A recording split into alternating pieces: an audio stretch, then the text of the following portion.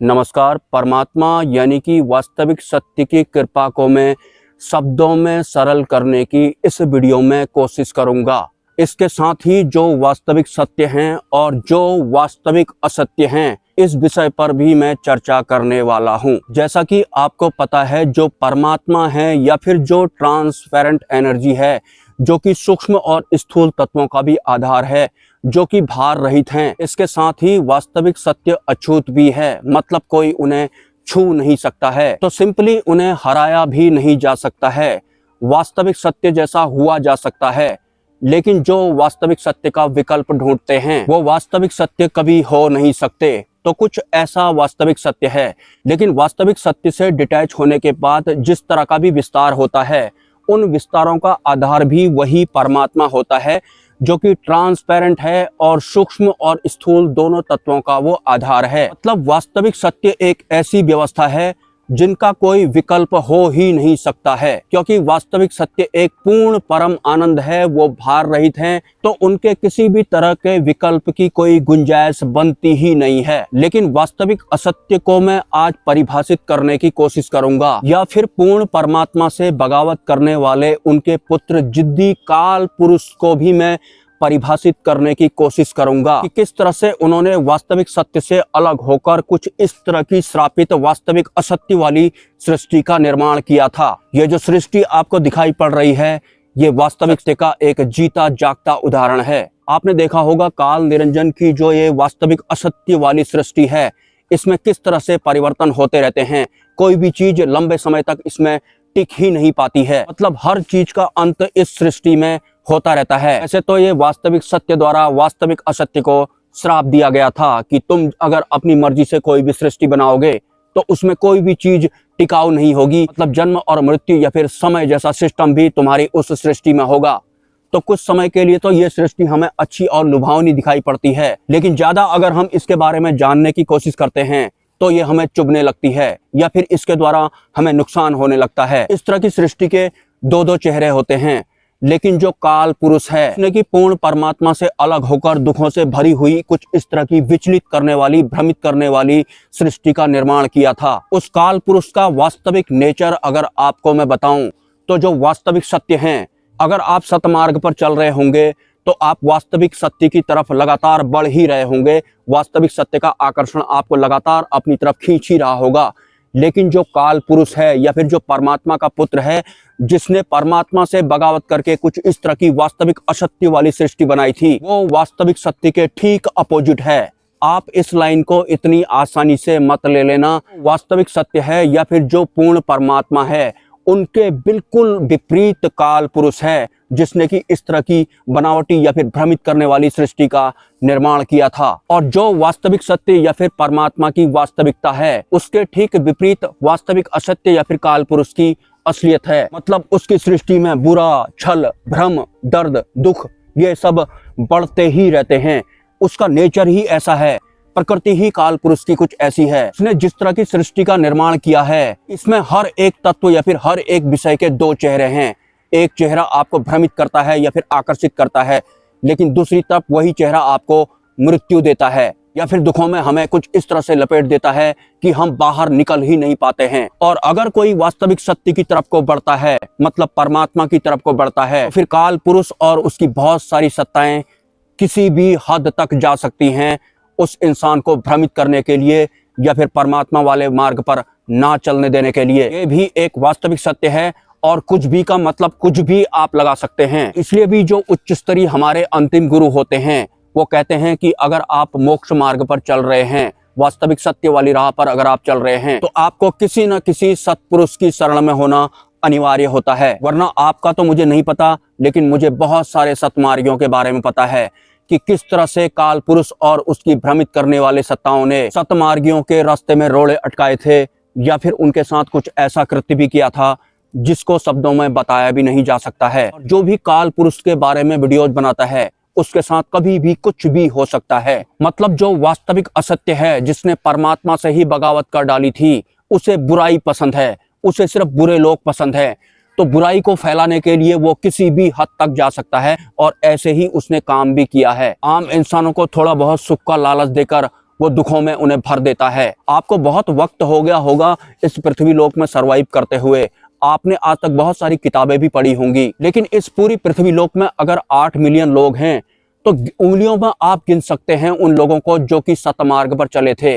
उंगलियों में आप उनको गिन सकते हैं। क्या आपने कभी सोचा कि इस पृथ्वी लोक में सतमार्ग पर चलने वालों की संख्या इतनी कम क्यों होती है? क्योंकि जो काल पुरुष है उसे वास्तविक सत्य से नफरत है और ऊपर से उसकी प्रवृत्ति ही वास्तविक असत्य वाली है। उसकी वाली सृष्टि में आपको सतमार्गी ढूंढने से भी नहीं मिलेंगे। उंगलियों में आप गिन सकते हैं सतमार्गियों को। और वैसे भी अगर इस श्रापित सृष्टि में या फिर इस श्रापित ब्रह्मांड में बहुत सारे सतमार्गी अगर हो जाएंगे तो फिर भ्रमित करने वाली काल पुरुष की इस सृष्टि में उसका पोषण कैसे होगा? क्योंकि जितना दुनिया में दुख दर्द होंगे उतना ही वो पोषित होते रहता है।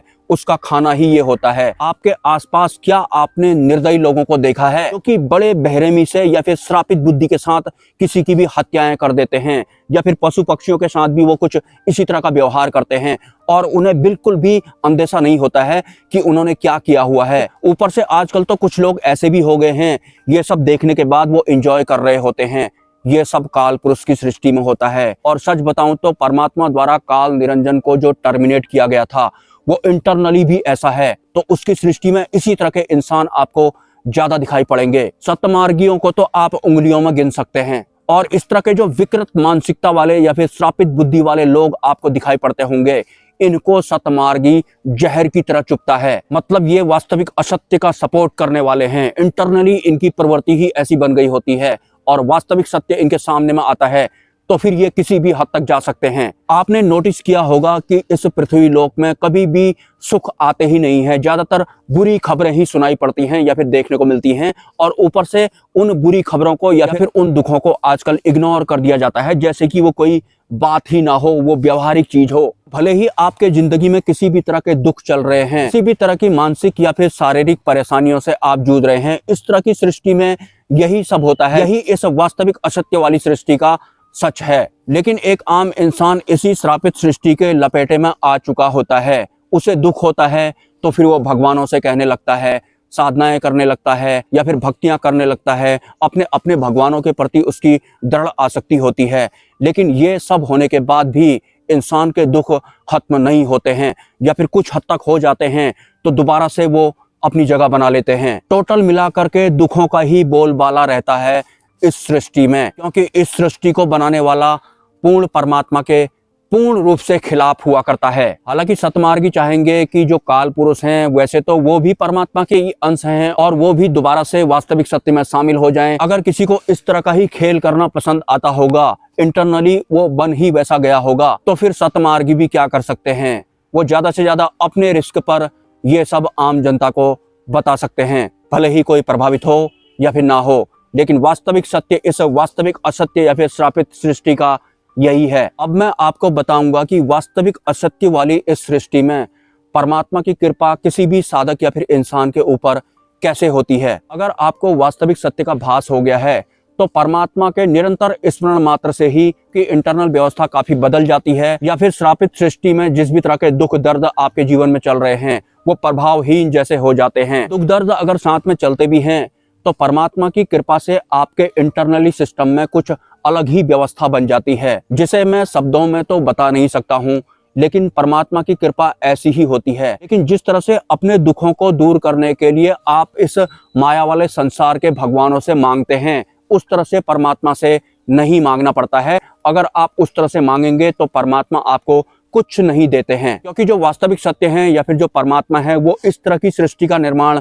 कभी करेंगे ही नहीं। अपने दुखों को दूर करने के लिए जिस तरह से भी आप अपने से संबंधित भगवानों से दरखास्त लगाते हैं या फिर गुंजाइश करते हैं या फिर विनती करते हैं या फिर प्रार्थना करते हैं, उस तरह से परमात्मा से विनती नहीं करनी पड़ती है। मतलब आपको परमात्मा से आपके दिमाग वाले भगवान की तरह कुछ मांगना नहीं पड़ता है। अगर आप परमात्मा से इस वाले ब्रह्मांड के भगवान के हिसाब से कुछ मांगेंगे या फिर अपने दुखों को दूर करने के लिए विनती करेंगे तो परमात्मा से आपको कुछ नहीं मिलता है, क्योंकि ये साधनाओं वाला सिस्टम, भक्तियों वाला सिस्टम या फिर मांगने वाला सिस्टम या फिर गिड़गिड़ाने वाला सिस्टम या फिर रोने और चिल्लाने वाला सिस्टम इस वाली सृष्टि में चलता है, वास्तविक असत्य वाली सृष्टि में चलता है।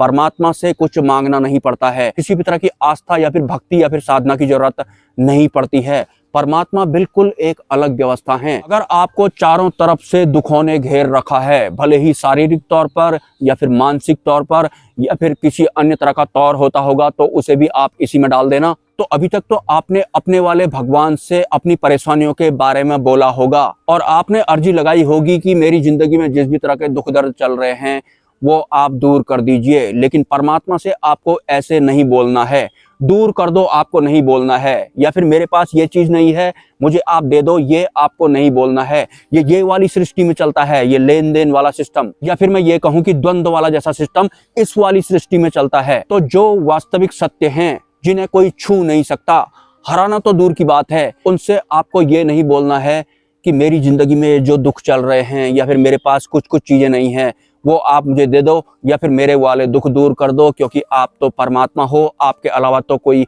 है ही नहीं, दूसरा विकल्प आपका है नहीं। इस तरह से आपको मांगना नहीं है, आपको सिर्फ और सिर्फ परमात्मा की स्मृति बना के या फिर स्मरण करके अपनी सारी परेशानियां बतानी है। लेकिन आपको परमात्मा से ये नहीं बोलना है कि मेरी जिंदगी में ये दुख चल रहे हैं तो आप उन्हें दूर कर दो। आपको सिर्फ और सिर्फ अपने दुख दर्द या फिर परेशानियां, प्रॉब्लम्स वगैरह जो भी होती हैं वो बतानी है परमात्मा को स्मरण करके। आज तक इस पृथ्वी लोक में सरवाइव करने के दौरान आपने अपने भगवानों से अपने दुखों को दूर करने के लिए जिस भी तरह के प्रयास किए थे वो आपको परमात्मा के सामने नहीं करने हैं। आपको सिर्फ अपनी परेशानियां बोलनी है, मतलब जो आपके साथ में चल रहा है वो सब आपको बोलना है परमात्मा को स्मरण करके। वैसे वास्तविक सत्य का आभास अगर आपको हो गया होगा तो फिर उस इंसान को किसी भी तरह की कोई मंत्र साधना करने की जरूरत नहीं पड़ती है या फिर किसी भी तरह की कोई भक्तियां करने की जरूरत नहीं पड़ती है। बस आप परमात्मा को स्मरण में रखिए, उतने में ही काम बन जाता है। तो जो वास्तविक सत्य हैं उनको स्मरण करके आपको आपके साथ में चली आ रही परेशानियों को सिर्फ बताना है, दूर कर दो नहीं बोलना है, या फिर कुछ मांगना नहीं है। वो दूर नहीं करेंगे और वो आपको कुछ देंगे भी नहीं, लेकिन आपको सिर्फ बोलना है। कुछ प्राप्त करने वाली इच्छा नहीं होनी चाहिए, भले ही किसी भी तरह की कोई परेशानी क्यों नहीं चल रही हो। आपको परमात्मा को स्मरण करके ऐसा करना है, आप करके देखना। क्योंकि जिसकी वजह से ये सब कुछ होता है उसे अगर आप अपनी परेशानियां बताएंगे लेकिन इच्छाएं नहीं करनी है आपको, या फिर आपके अंदर कुछ प्राप्त करने वाला भाव नहीं होना चाहिए जब आप परमात्मा को स्मरण करके अपनी परेशानियां बता रहे हैं। आपको सिर्फ अपनी परेशानियां बोलनी है या फिर बतानी है। जो परेशानियां आपकी जिंदगी में चल रही हैं, ओनली वास्तविक सत्य को स्मरण करके, जो कि भार रहित होते हैं, जो अछूत होते हैं, जिन्हें कोई छू नहीं सकता है। हराना तो दूर की बात है, थोड़ा थोड़ा उनके ही हिसाब से आपको उनसे बात करनी है। आप ऊपर देख के भी बात कर सकते हैं, आंख बंद करके भी बात कर सकते हैं। आपको सिर्फ अपनी परेशानियां उन्हें बतानी है, वास्तविक सत्य को। नमस्कार।